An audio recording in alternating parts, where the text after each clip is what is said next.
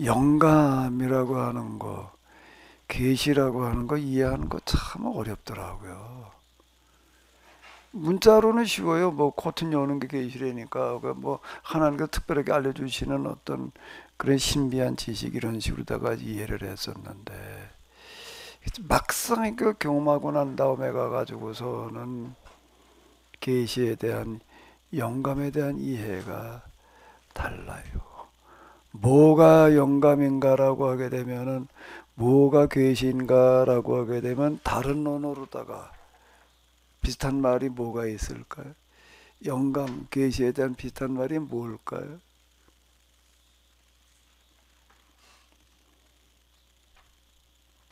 뭘 것 같아요.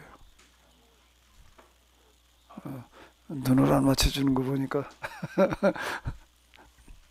눈 맞춘 게 맞아요? 여길 쳐다보는 거야, 날 쳐다보는 거야?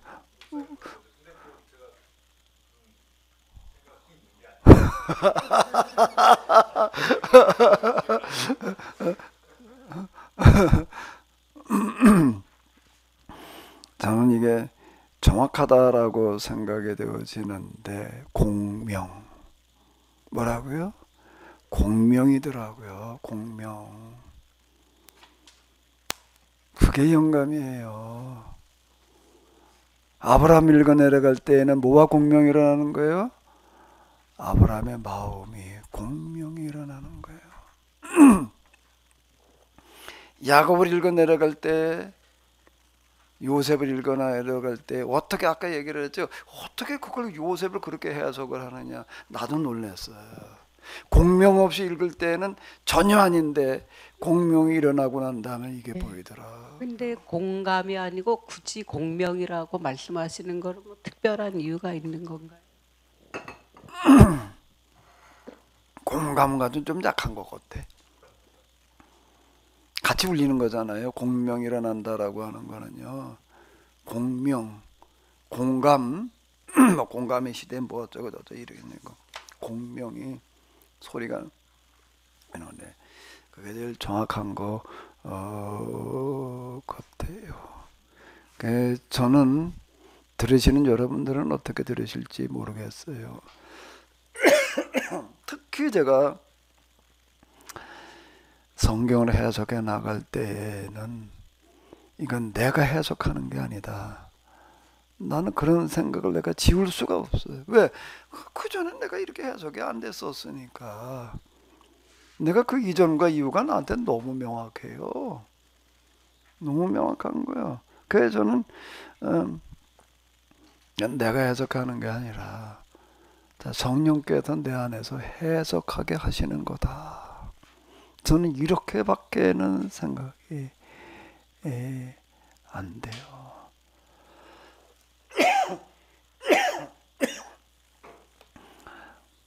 전적으로 저는 뭐 여러분들이 그걸 받아들이시라고 뭐 이렇게 내가 얘기하는 거는 들으시는 여러분들은 어떻게 들으실지 모르겠지만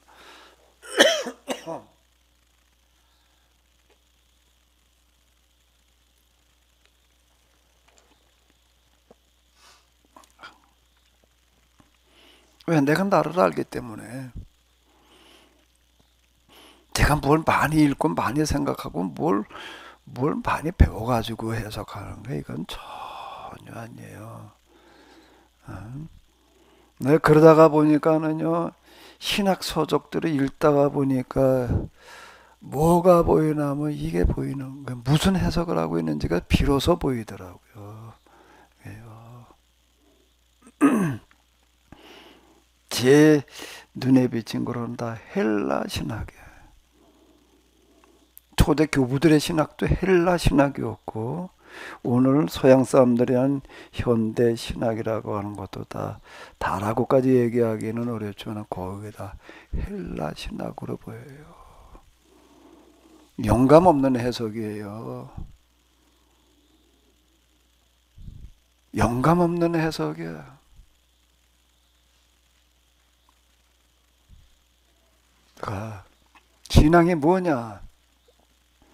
라고 할 때 뭐라고요? 신앙의 토양이 뭐라고요? 절규다. 절규다, 몸부림이다. 제가 공명이 일어나고 있다라는 증거는 내가 이 단어를 쓸 때에, 내가 이거를 생각을 할 때에 쏟아져 나오는 눈물을 피할 수가 없어.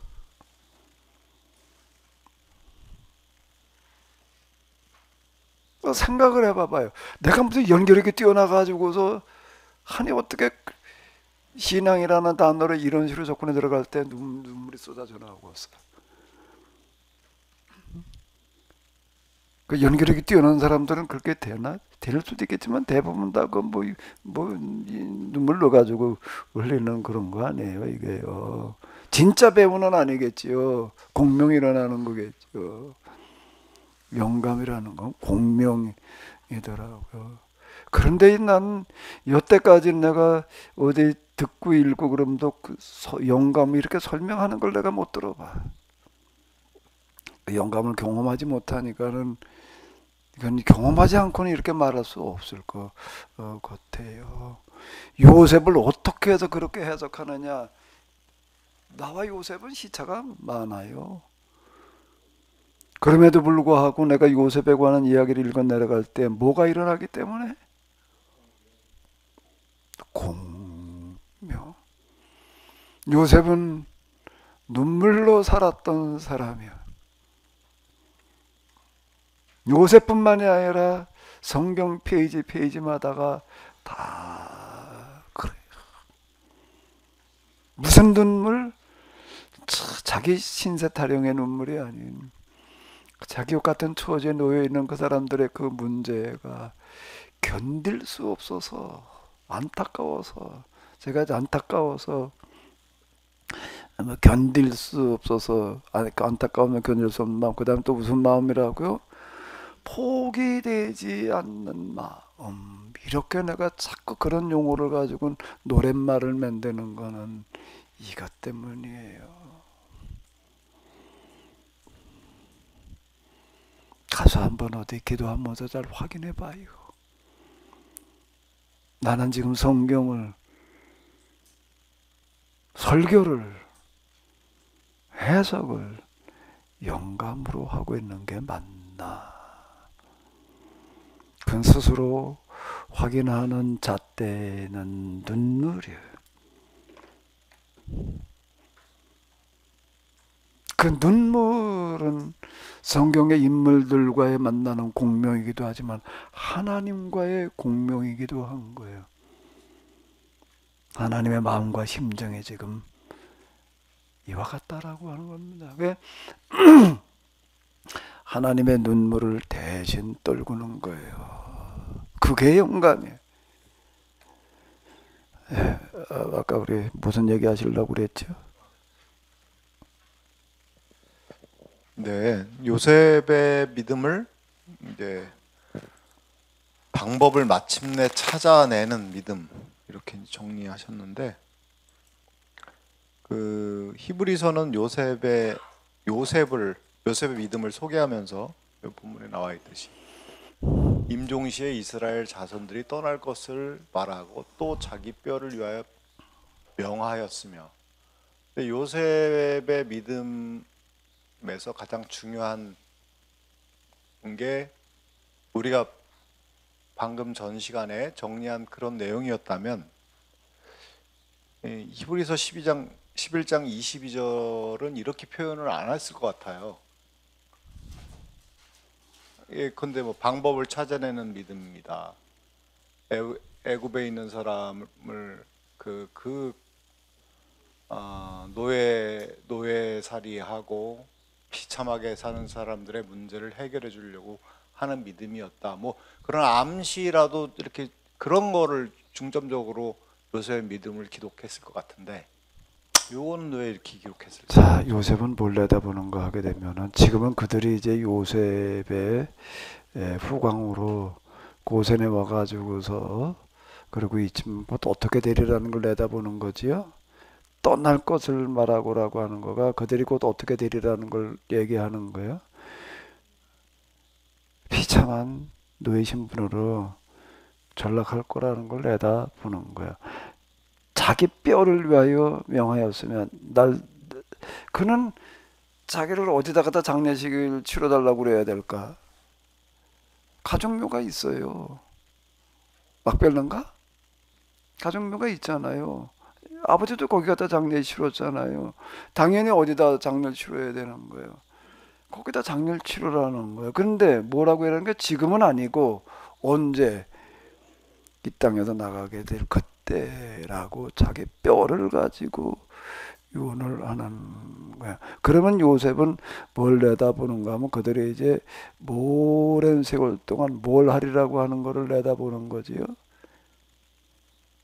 어떤 처지로 전락할 것인지를 내다보고 또 동시에 그게 무엇인지를 뭘 의미하는지를 말하고 있는 거예요.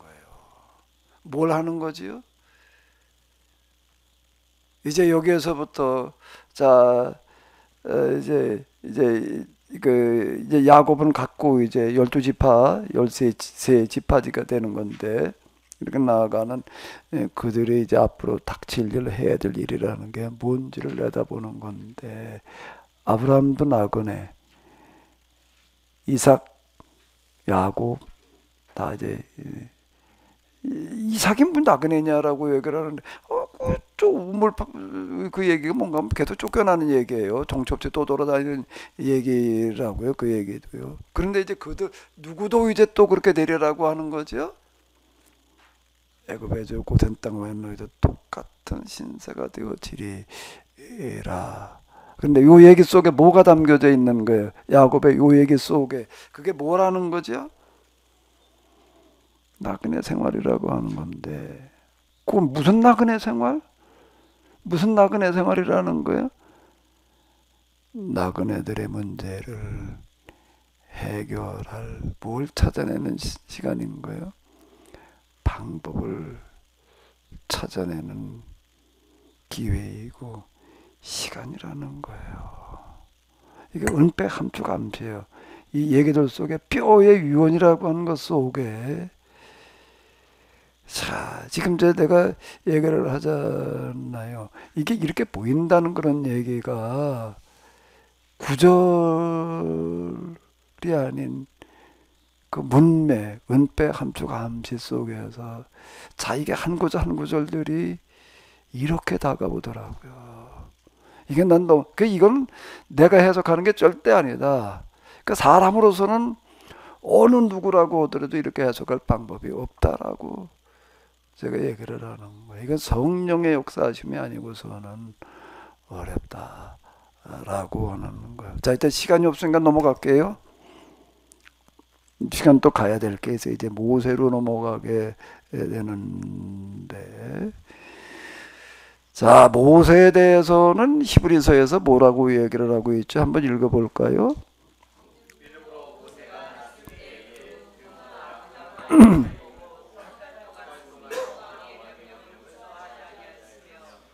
덤부 그들은 홍해를 육지같이 건 사람들은 그것을 시험하다가 빠져 죽었으며.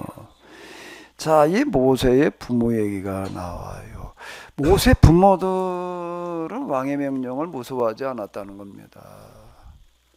무슨 얘기죠? 이 얘기가요?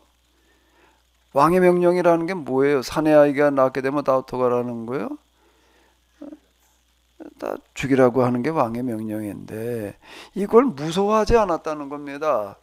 그럼 무서워하지 않았다는 게 뭐예요? 무서워하지 않았다는 얘기가 무슨 얘기가 되는 거죠? 그럼 이 사람들은 뭘 무서워하는 거예요?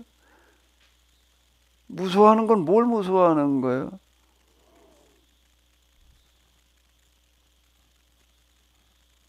누구도 이거는 피해서는 안 되는, 거절해서는 안 되는 명령이라는 게 있다는 거예요. 그게 뭐지요? 절대 명령이에요. 하나님 말씀이에요. 예? 하나님 말씀을 더 무서워했다라고 하는 겁니다. 바로의 명령을 무서워하지 않았다는 얘기가, 바로의 명령을 왜 무서워하지 않아요? 어떻게 안 무서워해요?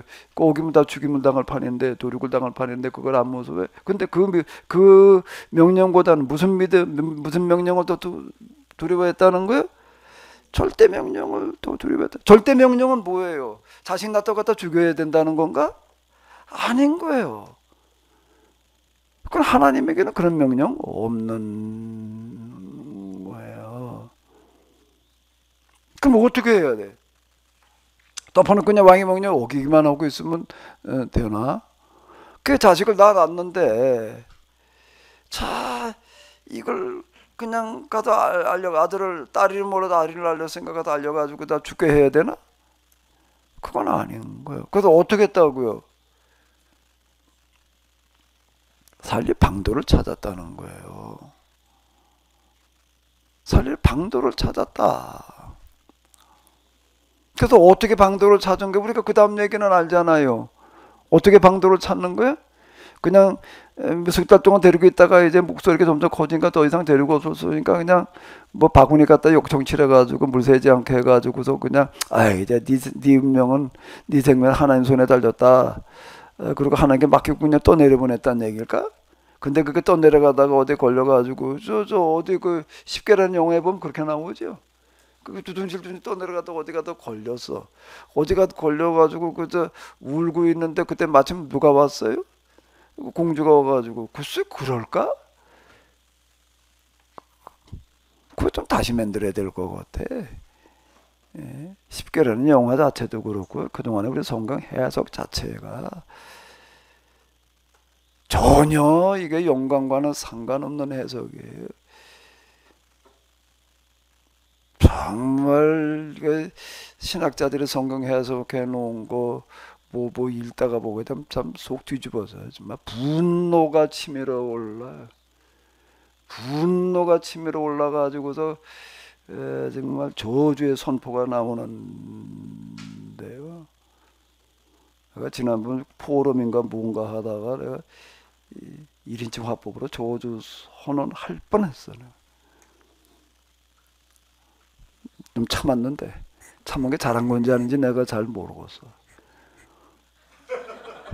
남수장님 때문에 참았어. 그래서 이런 자리를 만들어놨는데 내가 이거 뭐 완전 판을 깨도 뭐 이거 뭐 거기 내가 조주를 선언하고 나서 뭐 어떻게 진짜 내가 남수장님 생각하고 내가 참았어. 정말 내가 코아모르 야훼라는 이름으로다가 저주를 선언할 그런 상태까지 온 경우가 제가 많은데요. 자, 이 얘기는 뭔 얘기이지요? 부모가 아름다운 아임을 보고라고 하는 얘기 속에 들어가 있는 거예요. 지 자식 이쁘지 않은 사람이 어디 있어? 지 자식 보고 안 이쁘다고 그럴 사람이 있나? 이 모세 부모만 특별히 지 자식 이쁘다고 그랬을까? 어떤 사냥꾼이 사냥을 가는데 그걸 보고서는 어떤 새가 와가지고서 뭐라고 흥정을 하나 하면 제발 부탁을 하겠다. 뭔 부탁이냐? 그러니까 내 자식만은 좀 제발 좀 쏘지 마라. 하도 애걸 먹고 그래가지고서 그래. 근데 내가 네 자식인 줄 어떻게 아냐? 그랬더니 이 산에서 제일 이쁜 게 내 자식이다 그랬대요. 그래가지고 사냥꾼이 가가지고서 이제 이렇게 새를 봐가지고 이쁜 새는 안 쐈어. 그리고 제일 못생긴 새만 잡아가지고 가는데 이 새가 하나 날라와가지고 난리를 치는 거야. 뭐라고? 아까 그 새야. 내 새끼는 잡지 말라고 근데 왜 내 새끼만 잡아가지고 오냐? 딴 새끼는 하나도 안 잡아 지 새끼만 잡아가지고 왔거든요. 그 새가 뭐래? 메추라기래. 메추라기 새가 제일 못생겼나? 어디 뭘 갔더니 어떤 할머니가 그냥 보고 애가 이쁘다고 그냥 아유 너무 이뻐 나 아무리 봐도 이뻐 보이질 않던데 어떤 여자인데 뭐 진짜 뭐 평균 이해하지 앞만 봐도 이뻐 보이지를 않아. 근데 그건 뭐 그 할머니 그것만 이뻐도 죽겠다고 그러고 있는 거예요. 그러면 이게 무슨 얘기야? 아름다운 아임이라는 걸 보고서는 이거 이걸 어떻게 우리가 이런 구절들을 처리를 해야지 될까? 영감으로 공명이 일어나서 이게 다시 들여다보게 되면 하나같이 뭔가 하게 되면은 방법을 찾아가는 겁니다. 요셉만이 아니에요. 야곱이 뭐 이렇게 보게 되면 양 새끼 기르면서 뭐 얼룩얼룩한 양을 새끼를 나갈 때는 뭐 물 먹은 데다 물바닥에다 뭘 깔아놨다 뭐 이런 얘기가 나오는데 나무 껍질 뭘 갖다 깔아가지고 얼룩얼룩을 보면서 뭐 물을 먹고 그 다음에 이제 짝짓기를 해가지고서 뭐 새끼가 태어나게 했다. 그건 전혀 근거 없는 얘기인데, 그런데 그 얘기가 곧 뭘 말하려고 그러는 거죠? 그렇게 하면 진짜 그 기록하는 사람은 그렇게 하면 이 양이 얼룩얼룩한 태어난다라고 하는 걸 말하려고 하는 걸까? 아니, 그걸 기록하는 사람이 너무 아둔해가지고서 그렇게 하면 얼룩얼룩한 양이 태어난다는 걸 믿고 하는 소리일까요? 그게요? 참만의 얘기예요. 나도 처음엔 그렇게 들었어요. 아유, 이때니까 뭐 이게 미신 이렇게 믿었나 보다 말이야. 또 그렇게 얘기하는 해석이 많아요. 그래 나중에 다시 가서 보니까 이건 야곱의 절규예요. 몸부림이에요. 어떻게 해서든지 뭐려 방법을 찾아내려고 하는 방법을 찾아내는 거예요. 부모들이요. 어떻게 찾아내는 거예요? 연구를 많이 하는 거예요. 찾으려고 그러다 보면 찾아지는 거예요. 발의 공주가 늘 나일강으로 산책을 나오는데 그 공주가 애 없어. 애를 못 낳아. 그러고 지금 있는 거야. 그걸 이렇게 보고 그러면서 어떤 방법을 찾아내는 거예요? 그 공주가 산책 나올 때쯤 어떻게 하는 거예요? 애를 갖다가 놓는 거예요. 한번 잘 생각을 해봐요. 어떻게 했을까? 그냥 날강물에 그냥 정처 없이 떠내려 보냈다는 얘기일까? 근데 어떻게 갖다 놔야 되나? 젖을 안 먹여가지고 타이밍을 맞추는 거예요. 뭔 타이밍을 맞춰요? 여기 저 이따가 공주가 올 때쯤 돼가지고서 어떻게 하게끔? 배고파 울게끔. 그러고 갖다가 놓는 거야. 그 공주가 보니까 이제 이 얘기 어떤 애인지 다 알아. 히브리나 애들은 아저씨 자식이라는 거 다 아는 거예요. 그래도 무슨 생각을 하게 하는 거죠? 이렇게 불쌍해 보이는 거예요. 또 자식이 없다 보니까 무슨 생각이 드는 거예요? 데려다 키워야 되겠다는 생각도 들고. 그럴 때쯤 또 근데 문제는 뭔가 하면 데리고 가서 이거 당장 어떻게 애가 울고 있는데 왜 울고 있는 거야? 애가 우는 건 두 가지예요. 졸려서 울거나 배가 고프거나 아파서 울거나 꼭 뭐 젖달라고 우는데 젖을 줄 방법이 없는 거예요. 여자라고 다 젖이 나오는 게 아니라고요. 유방이 있다고 젖이 나오는 게 아니잖아요. 애는 여자만 나오는 건데 그러니까 이걸 어떻게 이 애를 젖을 먹여야 되냐? 그 엄마 누이를 갖다 오고다 쭉 지켜보고 있다가 여차 해라. 당연히 그랬을 거 아니에요. 그래서 한번 상황을 잘 생각을 해봐요. 네? 책을 쓰라고? 그렇게 쓰고 있는데 써도 안 읽어. 목사님 다 읽기는 하고 그런 소리 하나 모르겠네.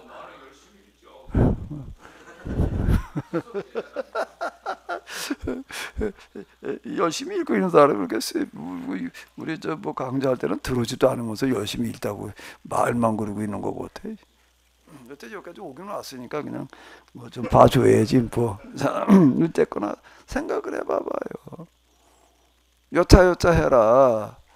그래가지고 결국은 가서 유모를 데리고 왔는데 누굴 데리고 와요? 공주가 모를까? 알아요. 그래도 그냥 애를 데리고 궁으로 들어갔나? 돌려주고 네가 키워라.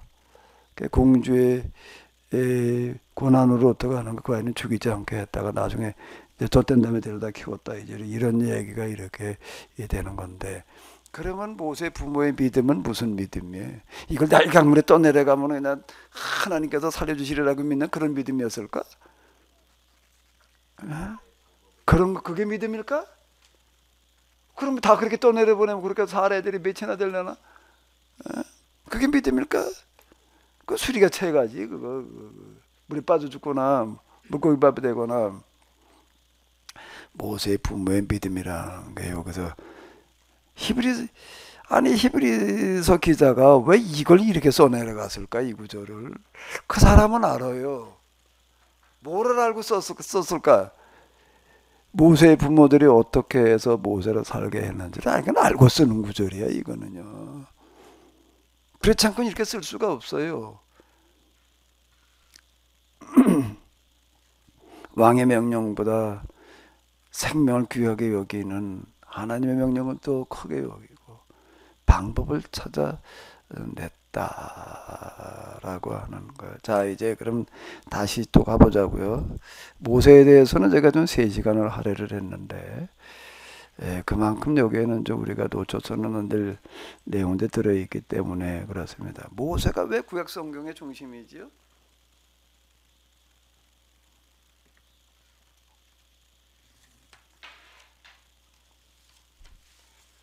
모세의 책, 모세오경. 모세오경이라는 말은 창세기까지 포함한 5권의 책이 누구의 작품이라는 거예요? 모세의 책이다, 이렇게 얘기를 하는 건데,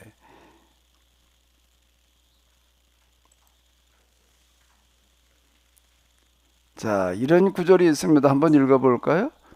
율법은 은혜와 진리는 예수 그리스도로 말미암아. 요한복음에서는요, 예수님과 모세를 병렬로 놓고 지금 얘기를 하고 있는 거예요.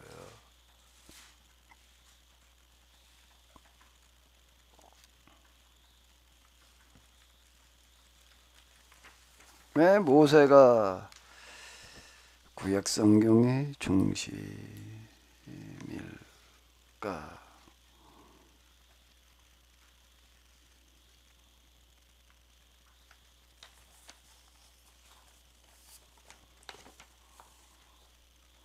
왜 그럴까요?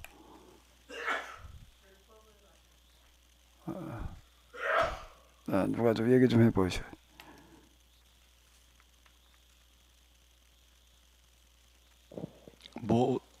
모세를 통해서 십계명, 율법이 이제 비로소 생겨났는데, 그 율법이라고 하는 거는 거룩한 나라를 만드는, 어떻게 만드는지 방법을 확실하게 제시하는, 설계도를 제시하는 역할을 했으니까 모세가 예. 이제 그런 건데, 이제 구체적으로다가 이제 하나 우리가 접근해 보자고요. 이제 결국 그런 걸 해내는 게 계약법이 이제 그건데, 그러니까 이제 점점 영역이 확대돼 나가는 거. 아브라함에게서 이삭에게서 야곱에게서 요셉에게서, 그다음 이제 모세로 와가지고서는 요셉에 와가서 애굽이라고 하나 한 나라라고 한다면, 요셉으로 와가서는 이제 뭐가 되는 거예요? 온 세상의 문제로 이제 이렇게 넘어가게 되는 건데, 온 세상의 하비리 문제를 어떻게 해결할 것인가라고 하는 걸 이제 다루고 있다. 그게 이제 구약성경의 중심이 되는 건데, 그러면 이제 어떤 과정을 통해서 도대체 모세는 그런 사람이 되어져 갈까?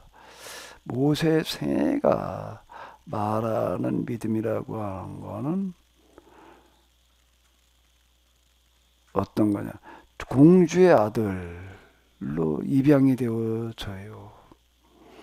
공주의 아들로 입양이 되어져 가지고 왕궁에서 자란다라고 하는 건, 저 떼고 난 다음에 이제 데려다 키웠다 그러잖아요.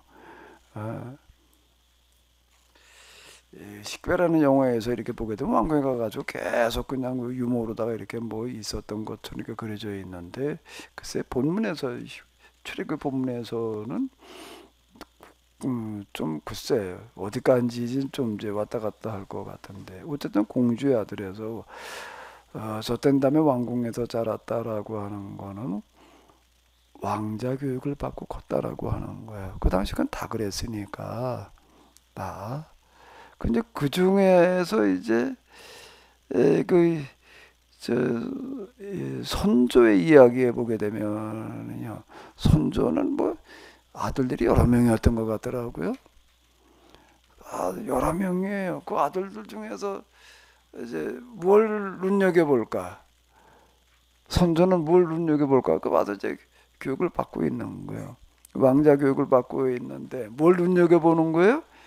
이 중에서 어떤 놈이 그래도 제일 똘똘해서 그래도 좀 이 자리 이어받을 만할까? 그냥 무조건 맏아들이지 이렇게 이제 생각하는 경우도 있지만은 그렇지 않은 경우도 조선 역사에서도 꽤 여러 명이 있어요. 태조 이방원도 맏아들한테가 아니었다. 그 세종이 맏아들이 아니잖아요. 뭐 넷째였나? 뭐 몇째였다고요. 그렇지 않은 경우도 무조건 맏아들이라고는 아니다. 장작 우선이기는 하지만은 그 아닌 경우도 많아요. 그러니까 선조 얘기해서 보게 되면 여러 명의 아들들이 뭐 스물 몇 명이 했대나 뭐 했대나 뭐 엄청 많았더라. 근데 이제 그 중에서 맏아들인 임해군이 아니 임해군 맞지 맏아들이 임해군이 아닌 광해군한테 이제 그 세자책봉을 하는데 그 일화에 보게 되면은 뭔가라고 하게 되면은 이런 이제 태수들 해보는 거예요. 한 잔치자리에서 뭐 이제 이렇게 뭐 자를 먹려다 대고 불었대요. 넌 뭘 좋아하냐? 뭐가 넌 제일 맛있다고 생각하냐? 뭘 맛있다고 생각하니까 뭐 누구 뭐 식혜가 맛있다, 뭐가 맛있다, 뭐가 맛있다 그러는 거예요. 금회 목사님 뭐가 맛있다고 그럴 거예요.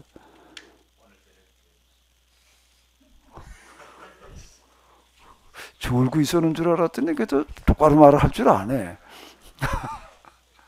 근데 이 광해군이 뭐라고 말을 했다는 거예요? 소금이라고 대답을 했대. 소금이라고. 넌 왜 소금이라고 생각을 하냐? 모든 음식에 소금이 안 들어가면은 맛이 없기 때문에 소금이라고 생각을 합니다. 그거를 마음에 뒀다. 뭐 이제 그런 얘기도 이제 있더라고요. 근데 지금 식배에도 그렇게 그려져 있지만은 전해져 내려오는 그런 글에는 그런 이야기가 많이 있습니다. 모세에 관한 그런 이야기 가운데에는 그런 얘기가 이제 많이 있는데 그는 왕세자로 총망을 받고 있었다라고 하는데 그거를 여기 히브리서에도 그 얘기 있잖아요. 히브리서도 그걸 얘기를 한 거야. 믿음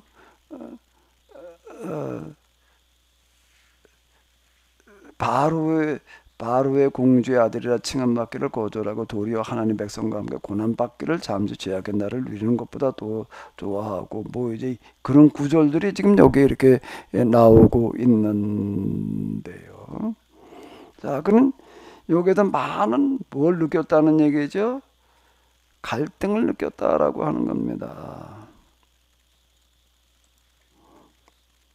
무슨 갈등일까? 이 갈등은 무슨 갈등인 거예요?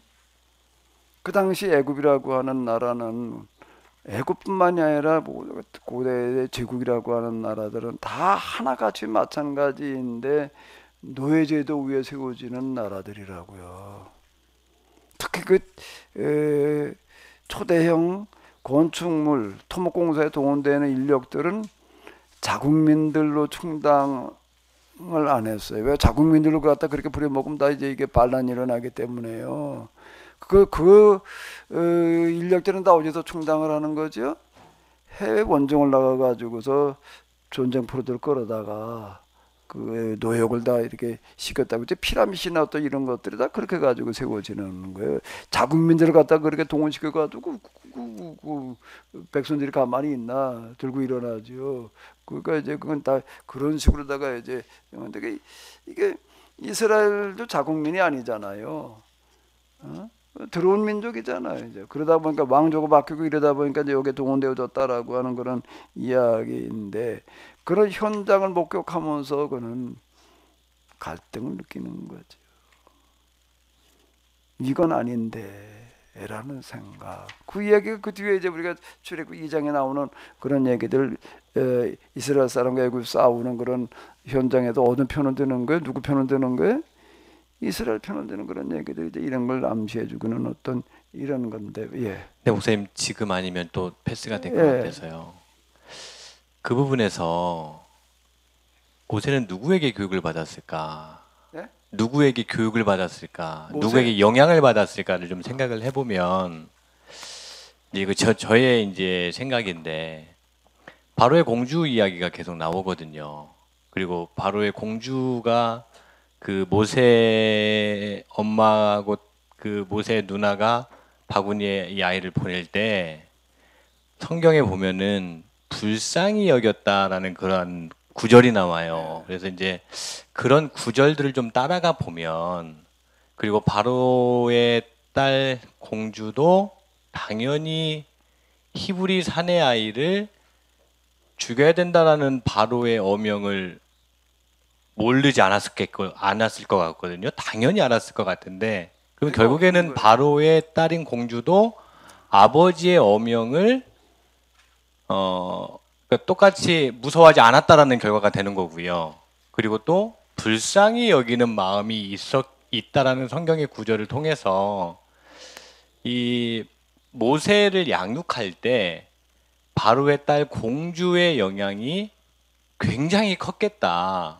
그리고 이제 조금만 더 확대를 해보면 그 앞서 모세의 엄마와 그리고 모세의 누이가 여러 가지 바로의 딸 공주의 여건을 보고 타이밍을 맞춰서 이 모세를 보냈다고 했는데 거기에서 한 걸음 더 나아가 보면 이 바로의 딸 공주의 성품이나 평소 행실이나 이런 것에 대한 어떤 그런 깊은 이해나 조사도 좀 더 거기까지도 나갈 수 있지 않을까 하고 이제 제가 사실은 이런 생각을 계속 하고 있었는데 이건 이제 목사님 이야기 하시는 길에 한 번 정도는 말씀을 드리고 싶고 이게 이런 정도 생각을 해도 그 좀 나름대로 타당하게 해석이 가능한 것인지 여쭤보려고 말씀드립니다. 자, 이제 그거는 이제 우리가 이렇게 같이 한번 생각을 해보면 되는데요. 지 자식의 문제예요. 죽고 사는 문제가 걸리는 거예요. 이걸 어떻게 살려야 될까라고 할 때에 이제 다각도로 생각을 해볼 거 아니에요. 데리고 도망갈 수도 있고 뭐 여러 가지 방법도 다 뭐 뭔 생각은 안 해봤겠어. 이 자식을 살리기 위해서 이제 애굽에서 탈출해가지고 도망갈 생각은 할까 안 할까? 당연히 별 생각 다 했겠죠. 자, 그런데 결국은 이제 바로의 공주의 아들이 되게 하는 길을 이제 선택을 하는 거란 말이에요. 거기다 승부를 거는 거예요. 그럴 때에는 당연히 바로의 공주는 이 아이를 발견했을 때 히브리인의 자식이라는 건 다 알 텐데 그럴 때 이 자식을 어떻게 할까라고 하는 거를 염두에 두었을까 안 두었을까? 계산해 봤겠죠. 따져 봤겠죠. 이 공주가 이걸 갖다 그대로 발구해 가지고 죽이려고 그럴까?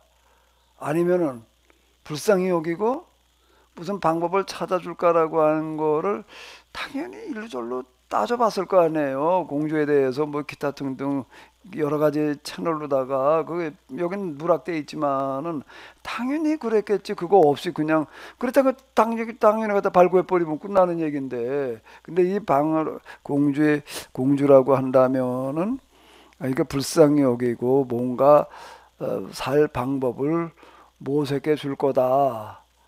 라는 판단이 섰으니까 그랬을 거 아니에요. 그렇게 봤을 때는 지금 목사님 얘기하신 대로 그가 성장 과정이나 이런 데에서 이제 모세는 공주가 친엄마인 줄 알고 컸을 거 아니에요. 예? 나중에 가서 어떻게 알게 됐을지 몰랐더라도 저팀 때문에 데려다갔으니까 뭐 이제 거기 그렇게 나오잖아요. 그럼 뭐 공주의 영향을 당연히 많이 받았을 거고 거기에 또 그런 성향이 좀 들어 있었다라고도 볼 수가 있겠죠. 예? 그거까지는 아마 우리가 추정이라고 하는 어떤 이런 거가 상상력을 발휘하는 거가 너무 황당하게 나오면 곤란한 거고 그래도 이 정도까지는 우리가 좀 이렇게 추정해 볼 수 있지 않을까라고 이렇게 이 생각을 하는 건데 그러니까 모세가 이런 반응을 보이는 것도 아마 뭐 그런 영향권 속에서 성장 과정에서 받은 영향이라고 하는 거가 뭔가가 있긴 있었을 거예요. 요셉이라고 하는 거가 어떻게든 그렇게 할 수 있었는가라고 하게 되면 어떻게든 요셉이 가능한 거예요. 야곱은 저 엄마가 그런 여자야. 저 엄마가 그런 여자예요. 이삭은 자기 또 아버지가 또 그런 사람이었던 거 아니에요. 이게 그러니까 이게 이 대물림이라고 하는 거, 그리고 거기 이제 이스라엘에서는 아버지의 축복권이라고 하는 거를 굉장히 중요하게 여겨가지고 아버지가 축복해 주는 거 그대 이루어진다, 이렇게 생각을 한 것도 이런 신앙의 연연을 두는 거라고, 너와 네 후손을 통해서라고 하는 그런 그 전제가 늘 깔려 있는데요. 자, 그럼 이제 다시 이제 여기 그냥 이런 문제를 가지고 갈등을 하는 거예요. 이게 그대로 그냥 넘어갈 수가 없어서 고민하던 어떤 이런 거. 그러다 결국 그에게 돌아오는 거는 뭐죠?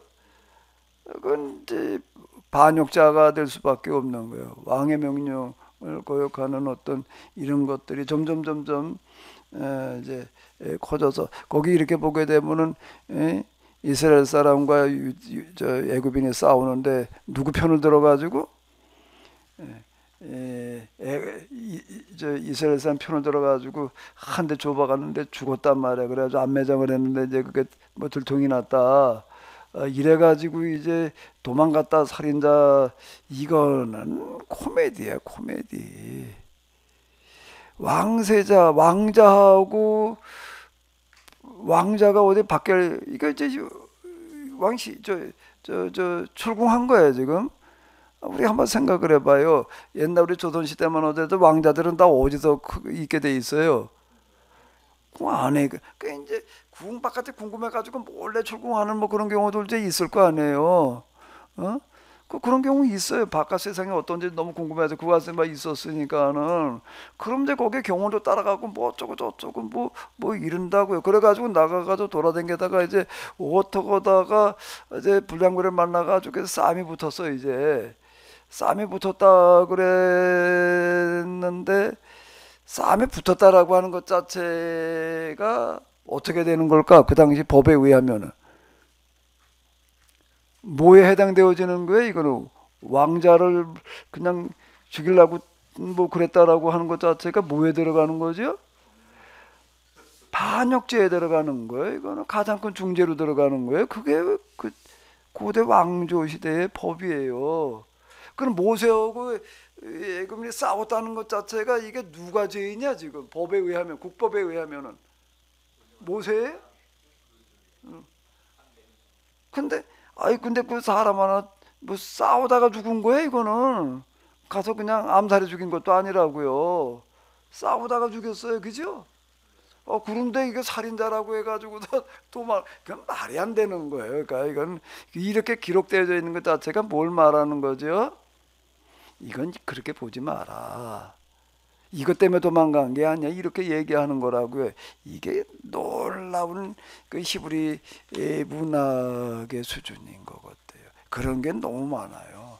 이건 완전 반대 얘기를 하고 있는 거예요. 그걸 문자적으로 들여다보게 되면 완전 딴 길로 가요. 이게 히브리 문학이라고 하는 게 영감으로 기록되는 건데요. 기록자들에게 영감이 작용한다는 거예요.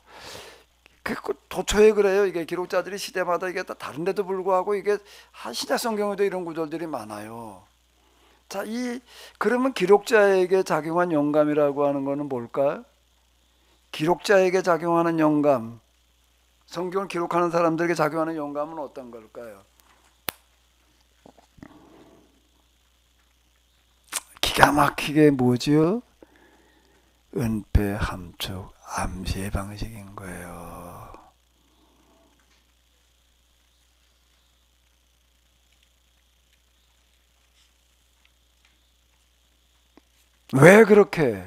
왜 그렇게라고 하는가라고 하게 되면은, 그건 또 그걸 해석을 할 때 이성에만 의지하지 말고 뭐에 의해서?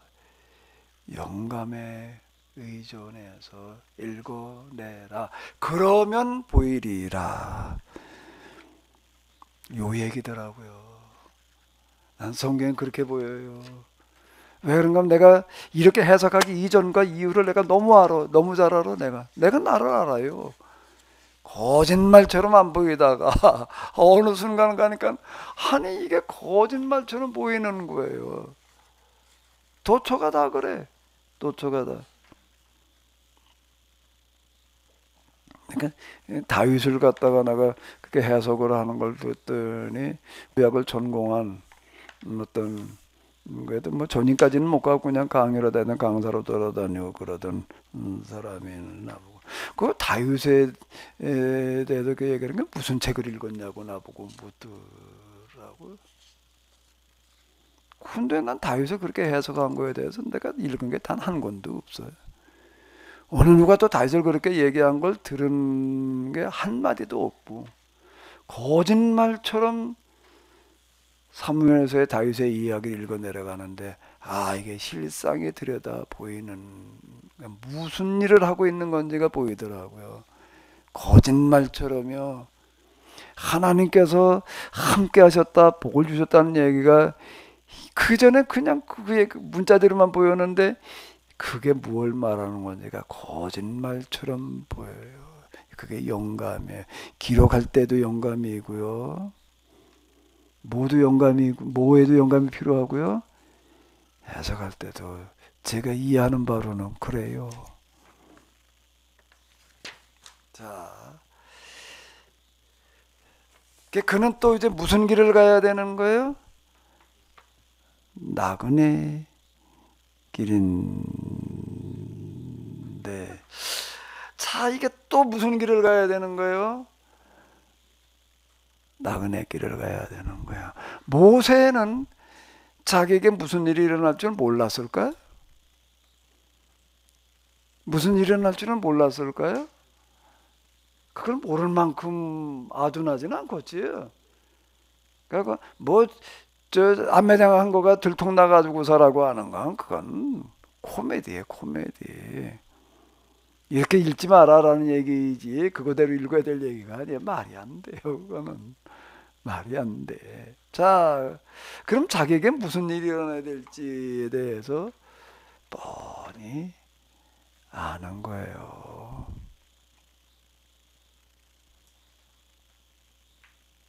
그걸 몰랐다라고 얘기를 하면은 모세를 그러면 그 이후에 모세가 한 일들을 봤을 때 전혀 아닐 것 같아요.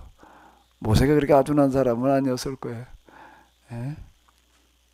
그 식배라든 이런데 그 보게 되면 어디 원정 나갔다가 뭐 성리 거두고 돌아오는 뭐 그런 거 뭐 그리고 그 저 대형 건축물을 아주 성공적으로다가 이끌어내는 뭐 이런 걸로 다 그려져 있고 이제 그런데 그건 이제 탈무드나 또 이런데 전해져 내려오는 전승에 기초해 가지고서 그냥 감독이 아무 생각 없이 막 그렇게 갖다 쏘는 게 아니에요. 이제 전승에 이제 있는 내용들을 가지고서 저 그렇게 이제 그려놓고 있는 어떤 이제 이런 건데요.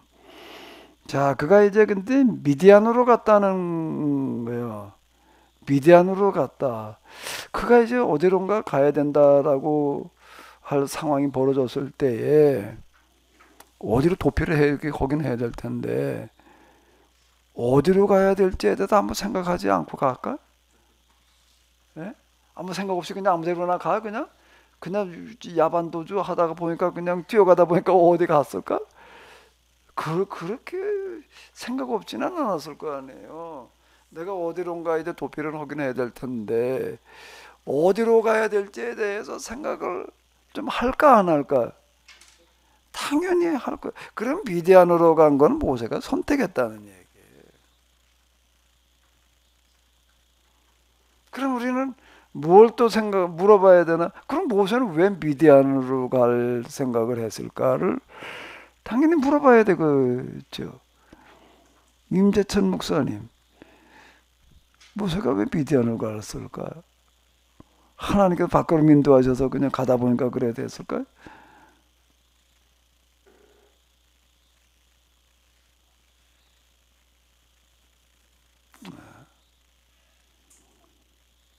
모세는 스스로 미디안으로 갈 선택을 했다라고 봐야 되는 거예요. 그래야지 앞뒤가 맞지 않을까요? 하나님의 산 호렙산을 염두에 두고 갔다. 미디안이 뭐가 있어요? 거기에 하나님의 산 호렙산이. 자, 그러면 이제 우리가 이럴 때 좀 도움될 수 있는 게 뭔가라고 하게 되면은 그랬더니 미디안이라는 게 어디에 제일 먼저 나오는가 하면 창세기 25장 2절이야. 그가 시므란과 욕산과 드단과 미디안과 이스박과 수아를 낳고 미디안의 아들은 에바와 에벨과 한옥과 아베다와 엘다 아인이 다 구드라의 자손이었더라. 그가가 누굴까? 눌러봐야지.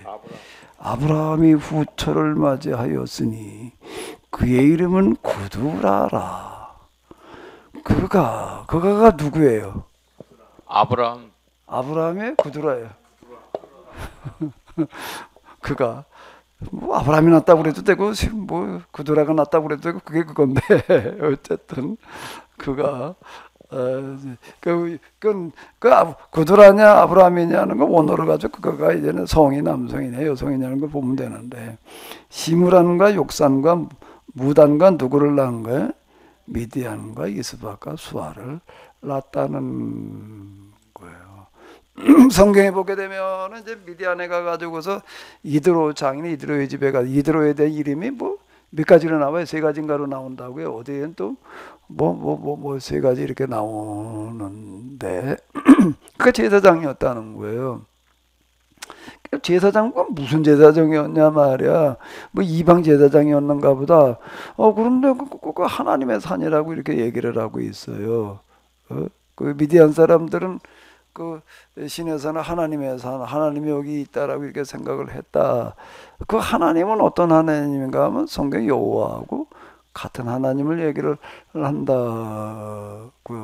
자, 그러면은 모세가 미디안으로 갔다라고 하는 거는 어디로 그가 갔다는 얘기가 되는 거예요. 미디안으로 갔다는 거는 곧 어디로 갔다는 얘기라고요?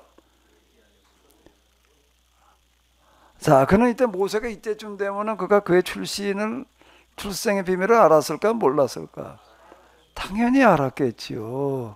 그게 이제 히브리니까 싸움 얘기도 보고도 그런 얘기가 나오는 거예요. 그 이제 그렇다라고 한다면 그가 이제 어디론가 도피해 가야 될 때쯤에 있어서는 결국은 뭘 찾아갔다는 거예요? 뭘 찾아갔다고요? 하나님을 찾아갔다는 거예요. 이 얘기는. 그럼 어디 가야 그게 가능한 거야? 똑같이 아브라함의 후손이에요. 그는 당연히 미디안에 대해서 좀 정보를 가지고 갔을까? 그냥 덮어놓고 갔을까? 미디안이라는 지역에 그 사람들이 뭐 어떤 부족인지 알고 갔을 거 아니에요? 당연히. 덮어놓고 가요? 당연히 이렇게 보니까 이 사람들은 어떤 사람들인 거예요? 그다음 뭐 누구나 다 신을 섬기기는 하는데 뭘 믿는다는 거예요? 하나님을 믿고 있다라고 하는 정보를 알고. 근데 하나님을 믿어도 이 사람들은 대충 믿는 게 아니라기도 나름대로 열심히 믿고 있다라고 하는 그 정보를 가지고 있다고 봐야지 앞뒤가 맞아요. 이게요. 자기 생사가 걸리고 아프 장래에 걸린 그런 문제인데 아무 생각 없이 그냥 여기저기 막 그리고 그 시대에는 어디에 가가지고 정처 없이 혼자 떠나가지고 정착한다는 거는 거의 불가능할 만큼 어려워요. 그렇다고 해도 모세가 자기 일당을 데리고 간 것도 아니잖아요. 거의 혼자 간 거지 단신으로 간단 말이에요. 그러면 여기는 모세는 가기 이전부터 많은 고민을 하고 나름대로 생각을 가지고 갔다고 봐야지 된다. 그래서 그걸 어디로 갔다는 게 미디안으로 갔다는 얘기는 결국 미디안이 믿고 있는 누구를? 하나님. 그럼 이제 이런 문제들 가운데 들어있다라고 이렇게 봐야 될 터인데 그때 나이가 몇이에요? 40쯤 됐을 때 출생의 비밀, 그 이스라엘 민족들이 어떤 사람들인지 그들이 가지고 있는 전성과 신앙이 무엇인지를. 그리고 이스라엘 사람들은 누구나 가다라. 뭐를 알았을까? 요셉의 유언을 아는 거예요.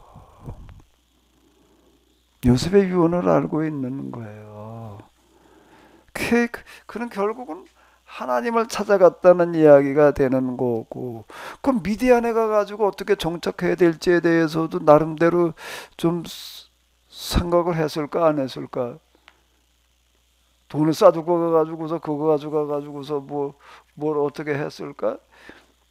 뭐 나름대로 좀 이제 좀 챙겨간 부분도 배낭으로 하나 짊어지고 가기도 했겠지만은 그냥 맨손을 가지는 않았을 거 아니에요. 그리고 그가 이제 바로의 공제 아들이다 보니까 뭐 이제 어쨌든 그런 데 가가지고 정착을 하는데 어떻게 정착을 하는 거야? 그 우리가 그 얘기 알잖아요. 우물가에 가가지고서 이제 어쩌저쩌 그런 얘기들 이래가지고서 이제 이드로의 집으로 가는데 그 장면을 보게 되면은 뭐라고 나와 있나라고 하게 되면은 출애굽기 이로 넘어가는데 그 구절이 하나가 있어요. 2장 21절을 보게 되면은 모세가 그와 동거하기를 기뻐하매 라는 요구절이 하나가 있어요. 모세가 그와 동거한다는 게 뭔 얘기예요? 여기 그렇게 보게 되면은 요 얘기를 동거하기를 기뻐했다는 그런 얘기 가운데 보게 되면 자기 의중대로 됐다는 얘기예요. 이게요.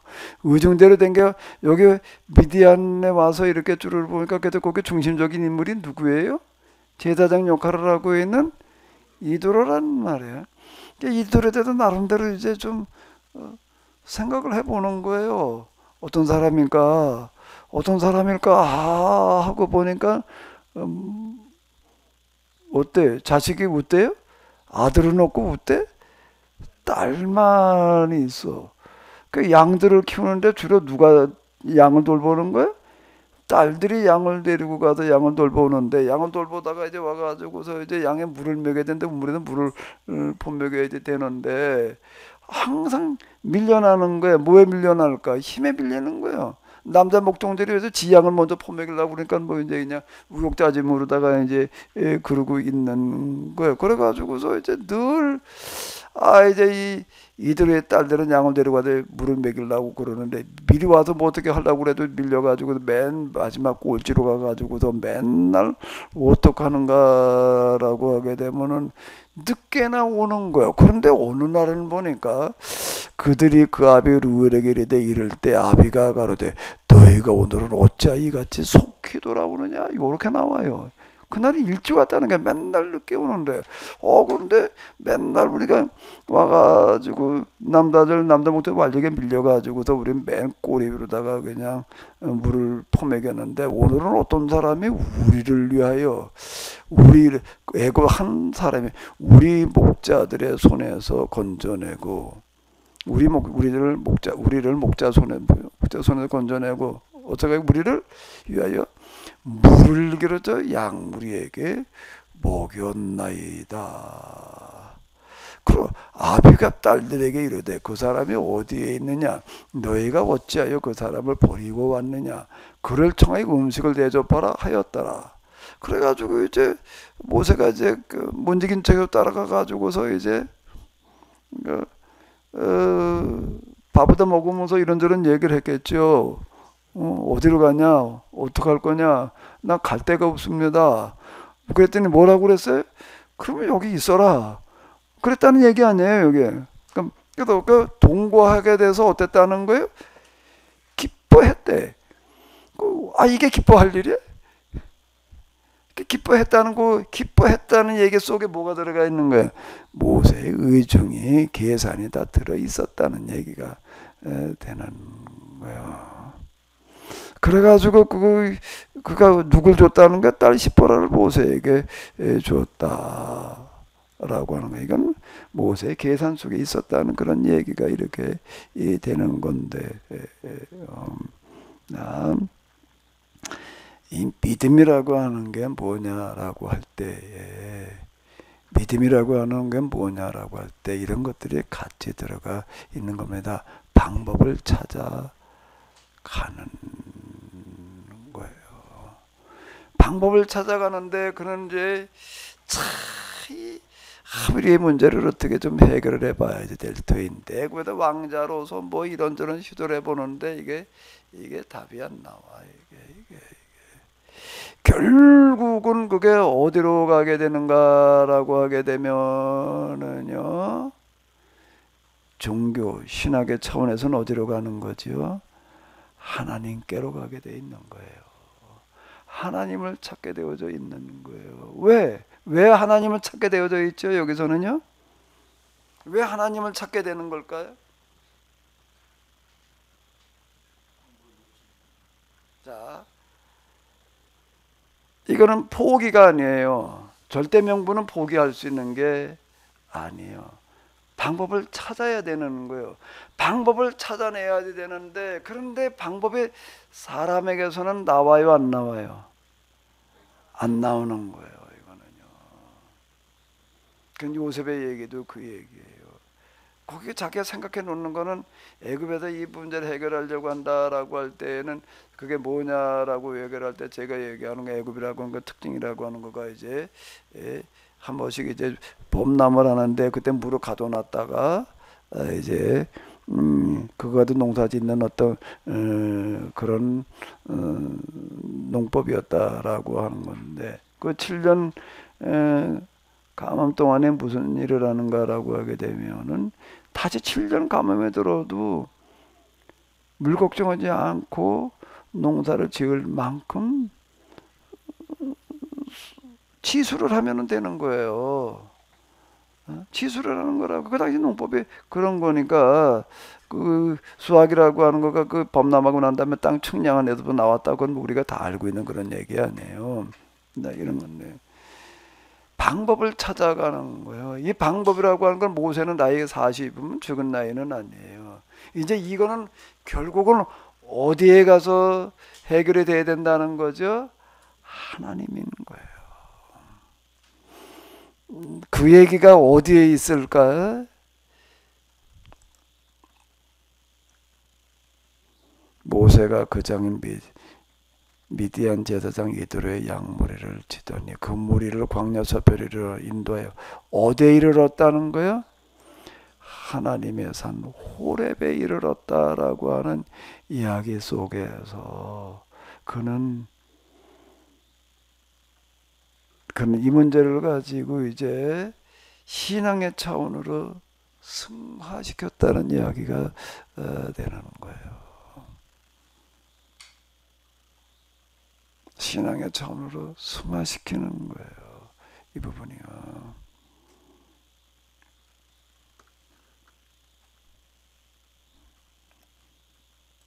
다시요.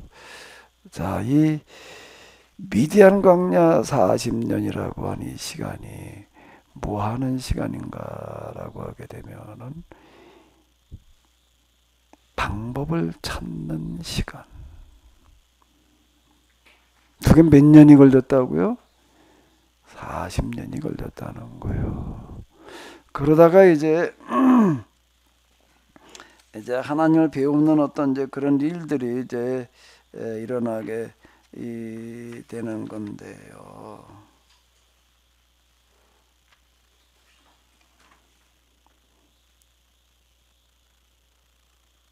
여기 그 소명의 장면을 보게 되면은 이렇게 나와요.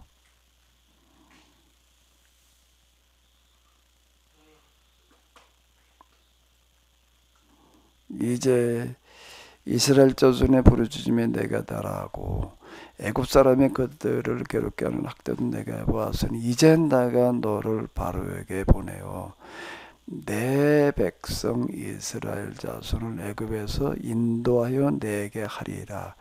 이게 그전에는요.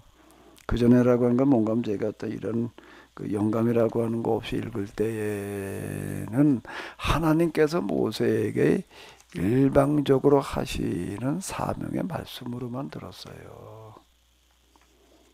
근데 이게 다시 공명, 내가 공명이라는 표현을 써는 난 그거보다 더 적절한 단어가 없어서 그렇게 제가 이야기를 하는데 나에게 공명이 일어나는 부분이 뭔가 하게 되면 이거예요. 이제라는 단어예요. 이제 이제. 그러니까 여기서 얘기하는 이제는 어떤 때일까? 어떤 때일까? 이제가 어떤 때이죠? 우리가 카이로스라는 단어를 많이 쓰는데요. 그 카이로스, 크로노스라는 말도요.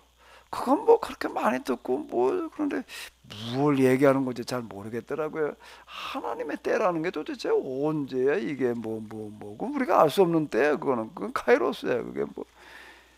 근데 그 카이로스라고 하는 거가요. 자 이렇게 사람 헷갈리게 할 수가 있나 말이에요.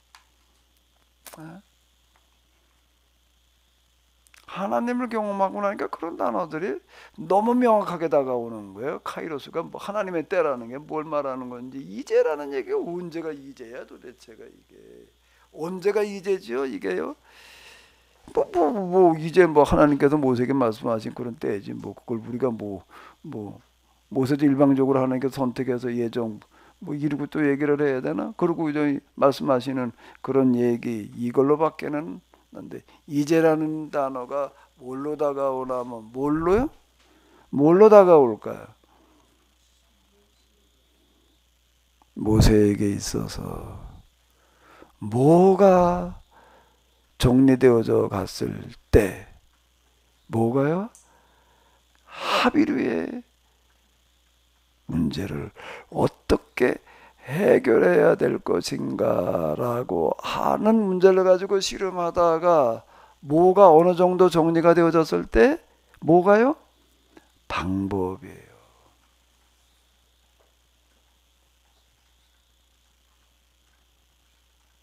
그전엔 제가 방법이라고 하는 단어가 저에게 별로 그렇게 관심 없는 단어였어요. 성경에도 무슨 방법을 찾아내. 그게 뭐 방법이야. 하나님 말씀에 그냥 우리가 따르고 순종하고 그죠. 뭐 그러는 거지. 무슨 방법 하나님 하라시는 대로지. 이렇게밖에는 안 다가왔던 겁니다. 근데 그 방법을 내가 찾아내야 된다. 이게요. 우리가 무슨 방법을 찾아내? 하나님께서 말씀하시는 게 방법이지. 하나님의 뜻에 따르는 게 방법이었지. 그게 아니더라고요. 그래서 제가 아까 요셉에게서도 그렇고 계속 제가 이렇게 얘기를 해나가는 건데요. 여러분들에게는 어떻게 들리실지 모르지만 저는 이게 영감이다. 성령께서 하시는 해석이라고 나는 그렇게 느껴지는 거예요. 말을 하고 있는 저는요. 그거에 대해서 저는 절대 확신을 가지고 말하는 거예요. 내가 이러다 보니까 뭔 생각이 드는가 하면 이 영감이 내 안에서 작용이 되어지지 않는다라고 할 때는 내가 이제 이걸 관둘 때다.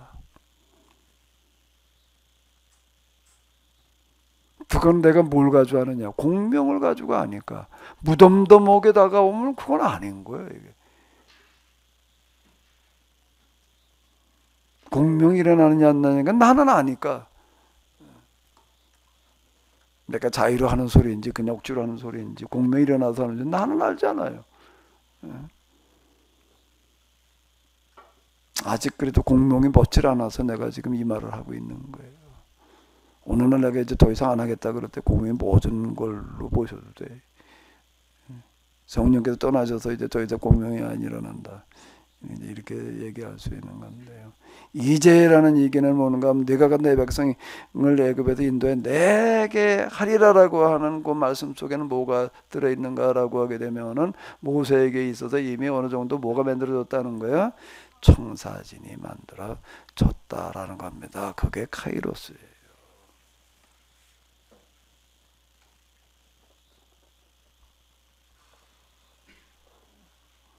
우리는 알 수 없는 하나님의 때가 아니에요.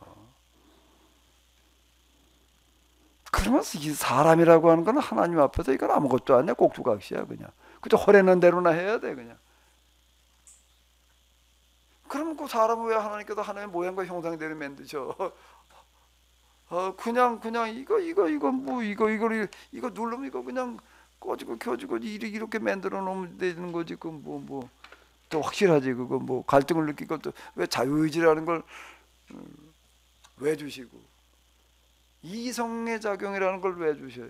생각할 기능을 왜 주시냐?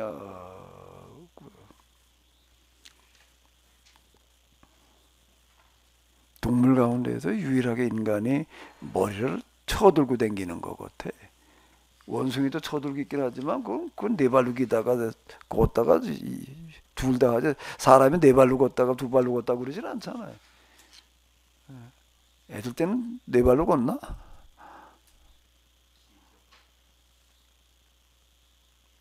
직립은 사람만인 것 같은데 하늘로 머리를 두고 있는데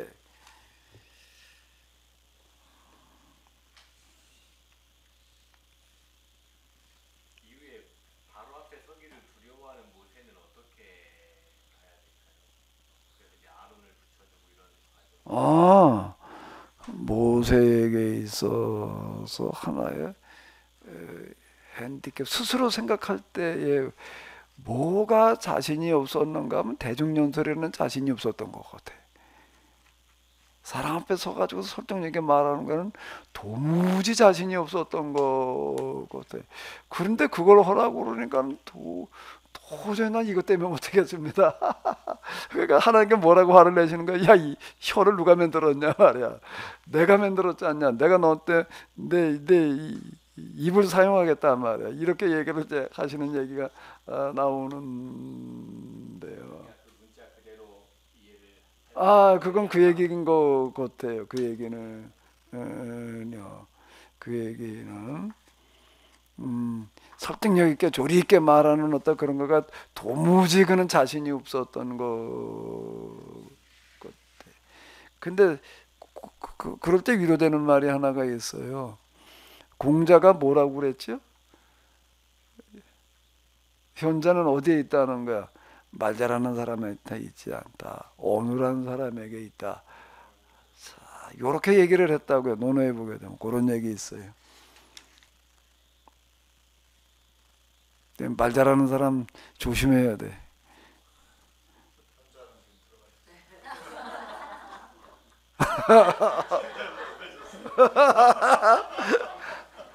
그럴듯하게 말한다. 사기꾼 기질 있는 사람들이 많아요.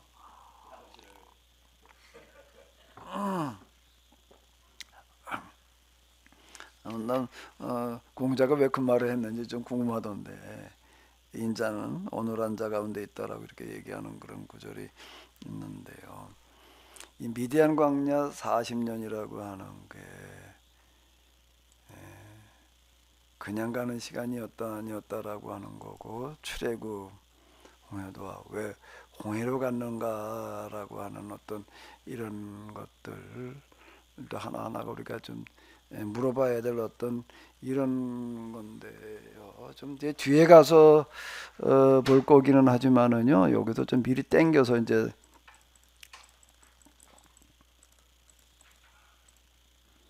계약 맺는 부분에 가서 이렇게 보게 되면은 자 이렇게 말씀하시는 구절이 있습니다. 여호와께서 모세에게 이르시되 너는 내려가라.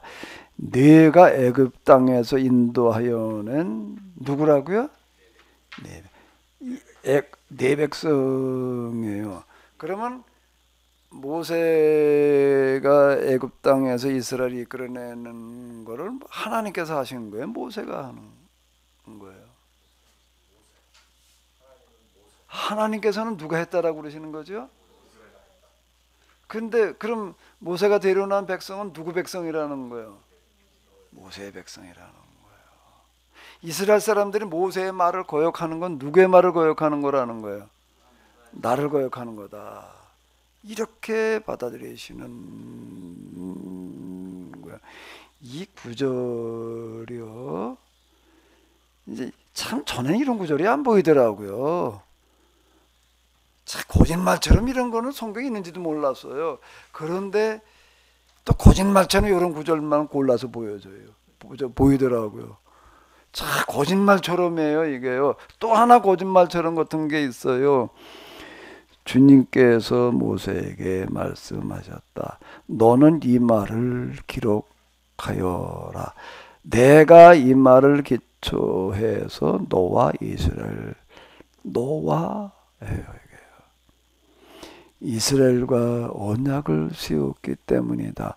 모세는 거기서 주님과 함께 밤낮 40일을 지내면서 빵도 먹지 않고 물도 마시지 않고, 자, 요 구절 한번 읽어보실까요? 언약의 말씀 그 십계명을 판에 기록하였다. 출애굽기 34장 27, 8절인데 요건 뭐예요? 내가 왜 세번역이라고 그래놨을까? 그 흔번역에서는 뭐라고 그러고 있는지를 봐야 돼. 출애굽기 34장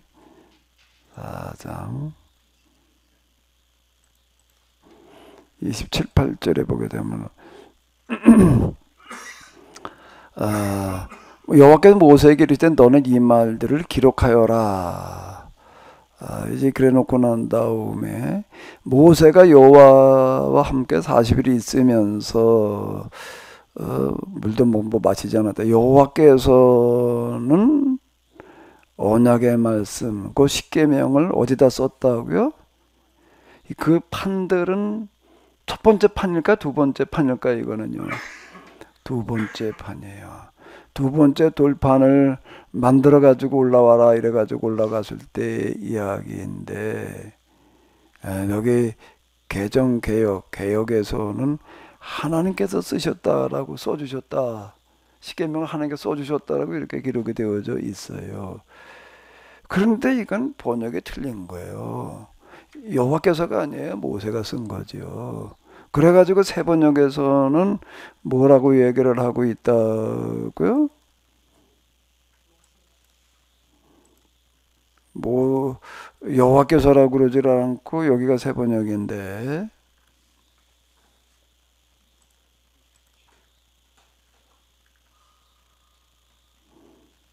너는 이 말들을 기록하여라라고 하나님께서 모세에게 말씀을 하셨고, 모세는 40일 동안 물도 먹지 않고 음식도 먹지 않으면서 이 말씀을 돌판에다가 모세가 기록했다는, 이게 원어예요. 원어는 여기서는 여호와다 모세다라는 단어가 안 나오고 대명사로 나오는데 주어가 여긴 빠져 있어요. 빠져 있는 건 앞에 주어가 뒤에 동사의 주어라는 얘기거든요. 그러니까 모세가 기록하는 거예요. 하나님께서 기록해 주신 게 아니라는 거예요. 근데 개역이나 이런 데서는 이걸 모세가 이렇게 기록해 갔다, 이게 이제 도무지 받아들이질 않으니까 그렇게 번역을 해놓은 것 같아 이게 지금. 그러니까 새 번역에다가 교정해 놨어요 이게요. 새 번역이라고 하는 거는 성서공회에서 한 거예요. 성서공회에서 하는 어떤 그런 거고, 이건 아주 원문에 굉장히 충실한 거예요. 그 현대 성경은 뭐라고 그랬나? 현대 성경도 모세는 이스라엘과 하나님 사이 맺은 계약에 기초가 된 10가지 명령 두 돌판을 기록했다고, 모세가 기록했다고 그런다고. 이게 원문에 맞아요. 하나님께서 써주신 게 아니에요. 그 얘기는 곧 뭘 말하는 거죠? 그 얘기는 곧 뭘 말하는 거예요? 십계명은 하나님께서 일방적으로 얘기하시니까 모세가 그냥 받아나 썼다는 얘기일까요? 아니에요. 모세의 계명이에요. 그게 어떻게 모세의 계명이냐? 그게 일치라는 겁니다. 초안이라고 하는 건 누가 작성하는 건 모세가 작성을 하는 거예요. 하나님께서 보시고서 어떻게 하시는 거예요? 오케이 그래가지고 통과되는 거예요. 그러면 누가 한 거예요? 우리는 민족 중에 역사적 사명을 띠고 이 땅에 태어났다. 그 다음에 뭐였더라?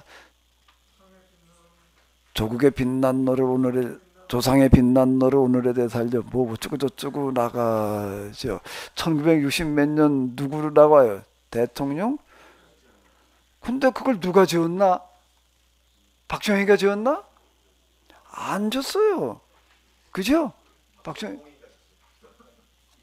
박종홍이 여러 사람한테 줘봐라 그러는 거야. 이 사람 저 사람 써가지고 왔어요. 써가지고 한데 그 중에 보고서 하나 낙점을 한 거예요. 아 이게 좋겠다. 그래서 그 다음에 누구 이름으로 반포하는 거예요? 박정희 이름으로. 그럼 그건 누가 쓴 거예요? 그러면요. 누가 쓴 거예요? 박정희가 쓴 게 맞아요, 틀려요? 박정희가 써오라고 그랬으니까 그냥 일반적으로 써온 건 아니라고요. 그리고 그 중에서 선택을 한 거예요. 그러면 또 더 다시 물어봐요. 누가 쓴 거예요? 진짜 박정희가 쓴 거예요? 뭐 누가 썼다고요? 박종홍이 썼다고?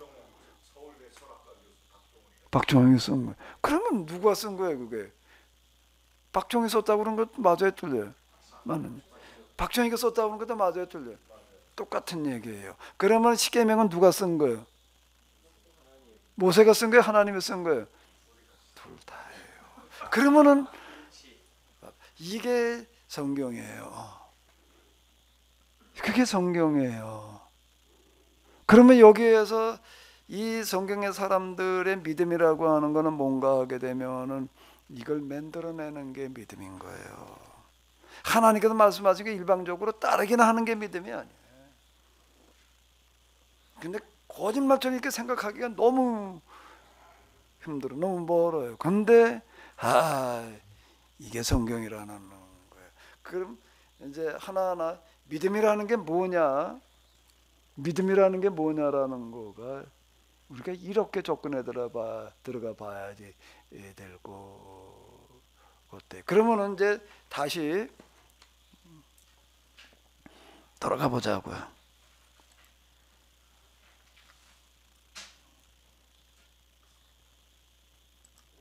여기에서 이 철학적인 노력하고 종교적인, 제가 얘기하는 종교라는 게 무슨 뜻인지는 이미 내가 말씀드렸죠. 성경을 얘기를 하는 건데 그 노력 가운데에서 하나는 스쿨에서, 하나는 뭐라고 했대? 절교의 현장에서 있는데, 여기에서 합리적인 이성적인 노력이라고 하는 건 어느 쪽이 더 클까? 여기 종교적인 노력의 종교적인 방식에서는 철학의 방식이 배제되는 걸까요? 배제되는 걸까요? 그 노력이 사용되지 않는 걸까요? 아니죠. 십계명이라고 하는 거를 출애굽시키는 방법을 찾아낸다라고 하는 거가 얼마나 많은 궁리를 해야지. 궁리가 어디서 나오는 뭐예요? 궁리가 무슨 작용이에요? 이성의 작용이에요. 여기는 결국은 종교라고 하는 것은 신앙과 이성의 인식론의 문제에서 뭐냐라고 얘기를 할 때에 신앙적인 노력이 어떻게 된 게 곧, 내 신앙적인 노력이라고 그랬나? 금방 뭐라고 그랬어요? 이성적인 노력이 어떻게 된 게 극대화된 것이 곧 뭐예요? 신앙이에요. 믿음이에요. 극대화라고 하는 거에 있어서는, 이거 극대화라고 하는 거는 이거는 인간의 한계를 넘어서는 차원을 말하는 거예요. 하나님의 도우심 가운데 깨닫게 하심으로 말미암아 이성으로는 도달할 수 없는 결론을 내는 거예요. 그게 제가 경험하는 이성과 신앙의 관계 문제인 것 같아요. 이게 토론 문화라고 얘기를 한다면 여긴 절대 토론 문화가 배제되는 게 아니에요. 제가 계속 성경 공부할 때 뭐라고 그러는 거예요? 물을 수 있는 거 다 물어봐라 말이야. 던질 수 있는 다 질문 다 던져라. 생각해 볼 수 있는 걸 다 생각해 봐라. 그리고 뭐 어떤 문제든 다 어디 얘기를 꺼내 봐라. 그리고 마지막에 가가지고서 도출을 해내 봐라. 제가 이렇게 성경 공부 방식을 제시하는 건 바로 이런 이유 때문이에요. 그러니까 어느 철학자도 모세만큼 이렇게 실험할 수는 없어요. 40년이에요. 이보다 더 큰 합리적인 노력이 있나? 생각 안 해본 건 없는 거예요. 예, 얘기하세요. 4분 남았어요. 예, 다 해서 4분. 네. 저도 목사님처럼 그렇게 모세와 모세가 찾아낸 내용과 하나님께서 말씀하신 내용이 같다라고 그렇게 이해하고 있고, 그런데 이게 본문에서는 34장 10절에서 28절 모세가 썼다, 여기 28절에 나오잖아요. 근데 본문에서는 34장 10절부터 27절까지 하나님이 불러주시는 거거든요. 그러니까 단순히 기록자, 예, 모세는 기록자로 등장해요.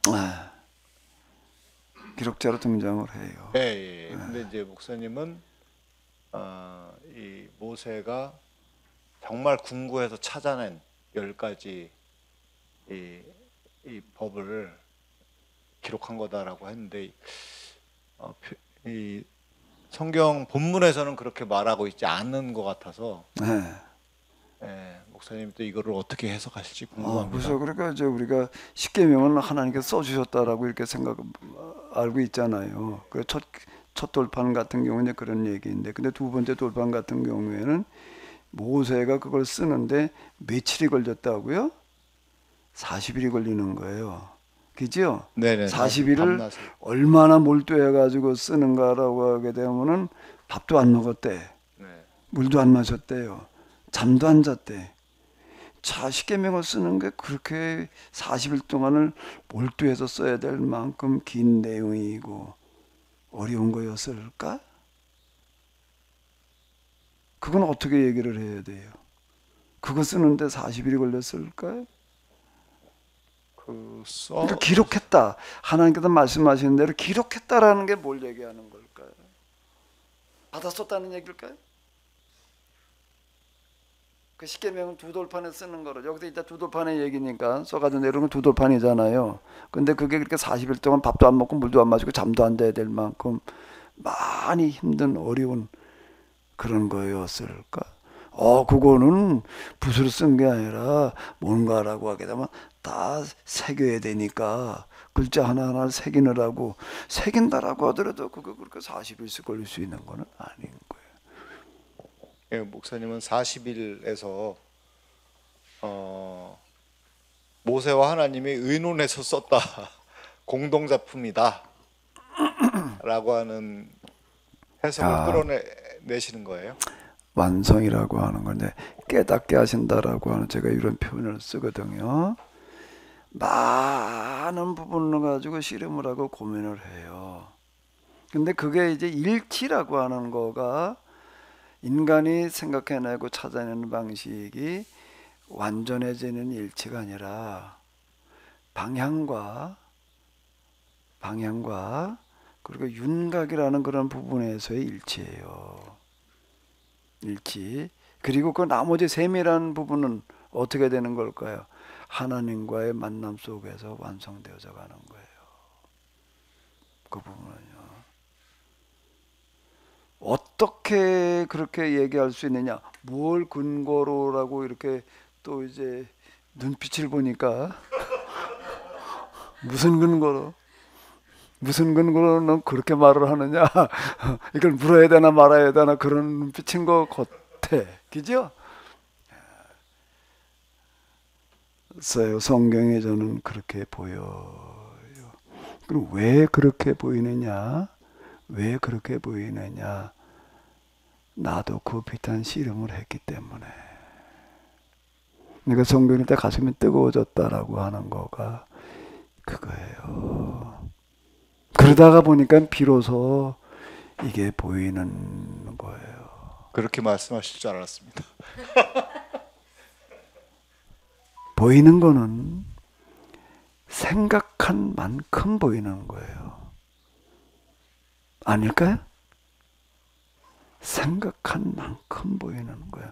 씨름하고 고민한 만큼 보이는 거예요.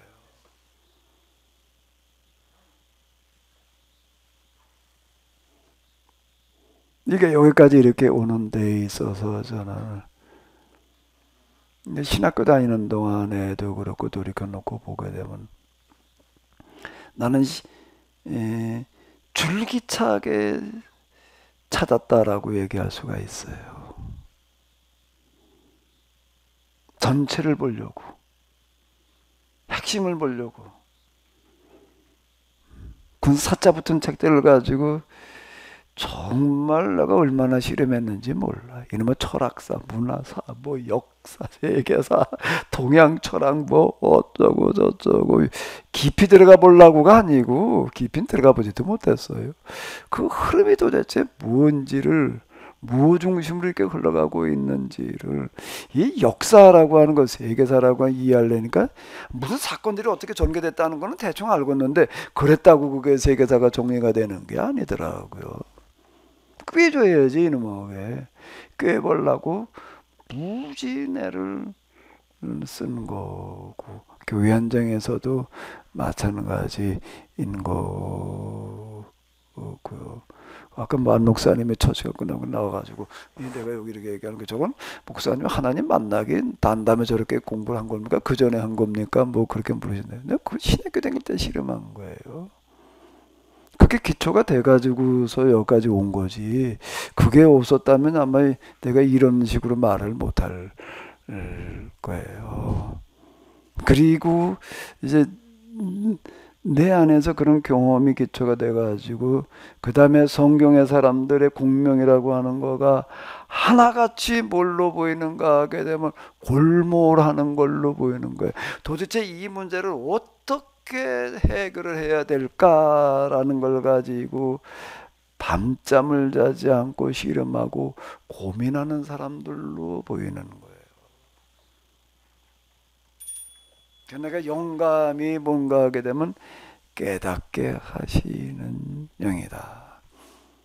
일방적으로 말씀하시는 영이 아니라, 그런 영감이 아니라, 받아 적으라는 영감이 아니라, 이건 절대 받아 적게 한 건 아니에요. 그러면 의미가 없어요. 그럼 모세는 뭐예요? 겨우 그냥 받아 적게 한 사람이 불과한 걸까? 근데 그걸 가리켜서 이스라엘 사람들은 모세의 책이라고 그러나? 에? 모세 글이라고 그러나? 모세 오경이라고 그러나? 받아 쓴 걸 가지고? 받아 쓴 건 내 게 아니에요. 그죠? 받아 쓴 건 내 게 아니라고. 내가 쓴 게 아닌 거예요. 난 그냥 받아 쓰게 했을 뿐이지 그건 저자라고 얘기할 수가 없어요. 받아 쓴 게 어떻게 저자예요?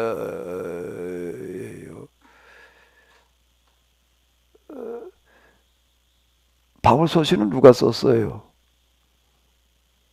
누가 썼어요? 바울 서신을? 바울이 안 썼어요.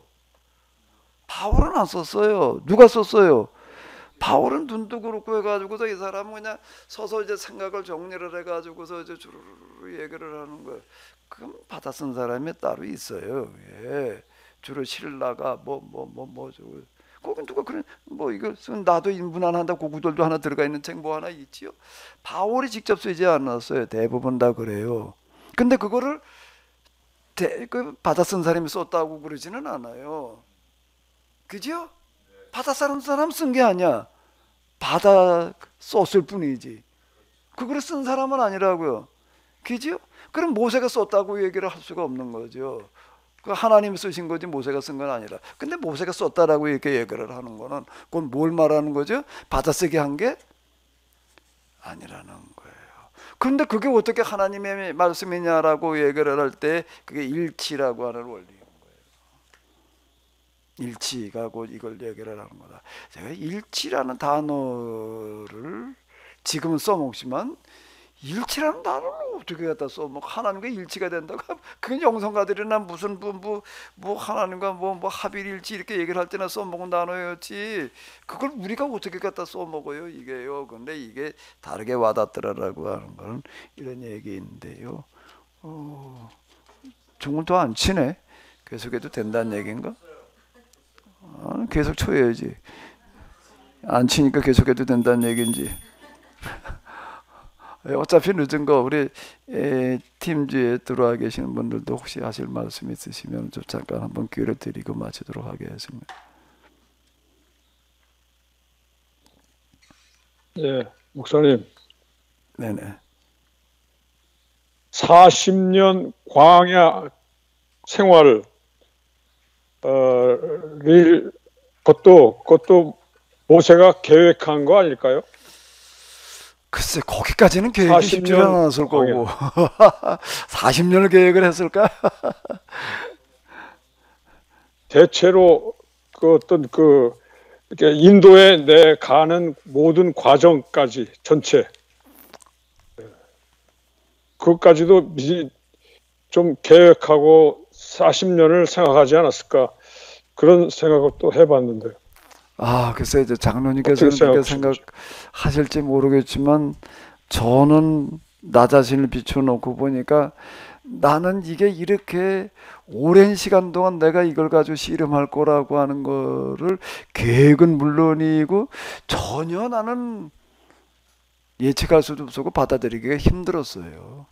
당장 뭐가 될 줄로 알았지.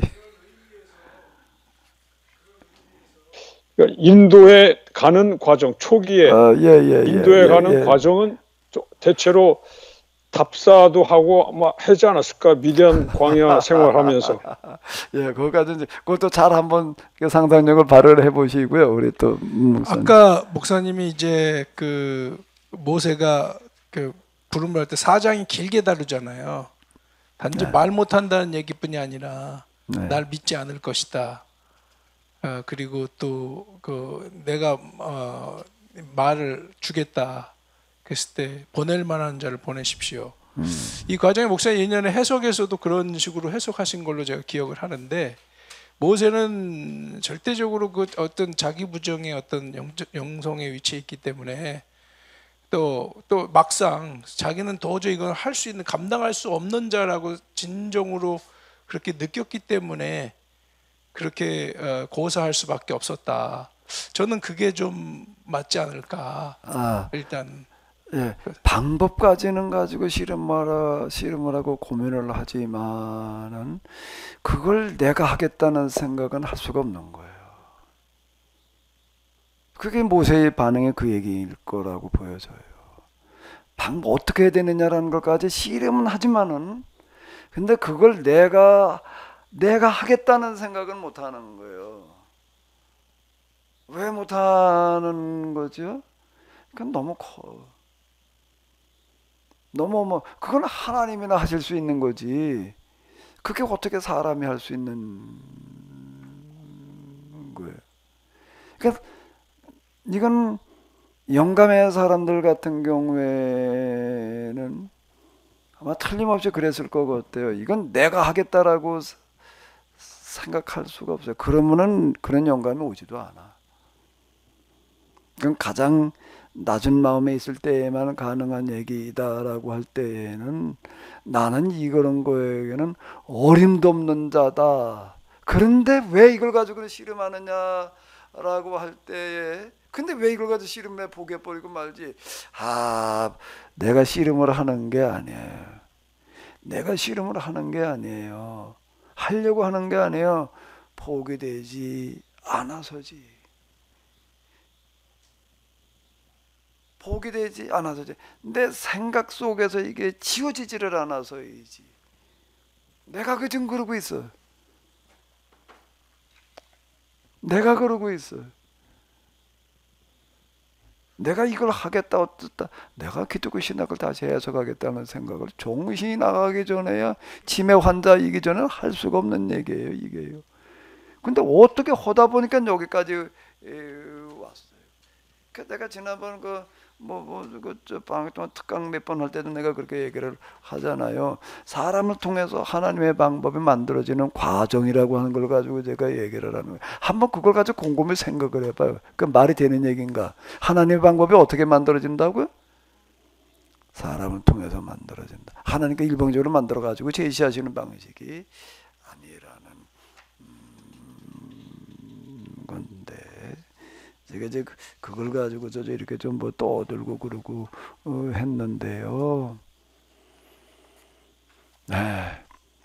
이제 그만해야죠. 밤샐 수는 없는 얘기고 그런데 좀 가능하시면 여러분들의 기도 시간에 한번 어디 하나님께 여쭤봐요. 뭐가 맞는 얘기인지. 정말로 진지하게 물으신다면 하나님께서 틀림없이 알게 하실 거예요. 더 말씀이 없으신 줄로 알고 뭐 좀 생각에는 그냥 끝날 때 열심히 tok 기도 좀 하자 그랬더니 늦어서 안 되겠네. 얼굴 표정들 보니까 뭐 기도하자 그래가지고 뭐 힘내도 기도할 표정들이 아니셔. 다 지쳐버렸어 그냥. 그런 거예요? 또 그건 어디 있는 법이야?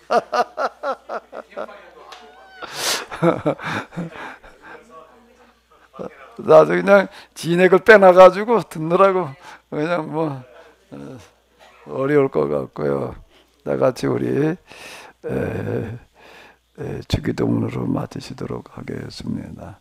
하늘에 계신 우리 아버지여, 이름이 거룩히 여김을 받으시고 나는 이룬 것 같이 땅에서도 이루어지이다. 오늘날 우리에게 일용할 양식을 주옵시고 애전 것 같이 우리의 죄를 사하여 주옵시고 우리를 시험에 들게 하지 마옵시고 다만 악에서 구하옵소서.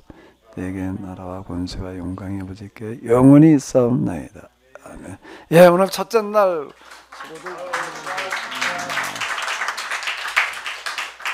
편히 주무세요. 수고하셨습니다. 네, 편히 수고하셨습니다. 주무시고 내일 또 봬요. 내일 또 한번 믿음이라는 게 뭔지 이게 도대체 나는 어떤 믿음을 가지고 있는 건지 한번 같이 서로 고민해 보시는 그런 시간이 됐으면 합니다. 네, 수고 많으셨어요. 네네. 수고하셨습니다. 네, 수고하셨습니다. 감사합니다. 팀즈에서 나갈게요.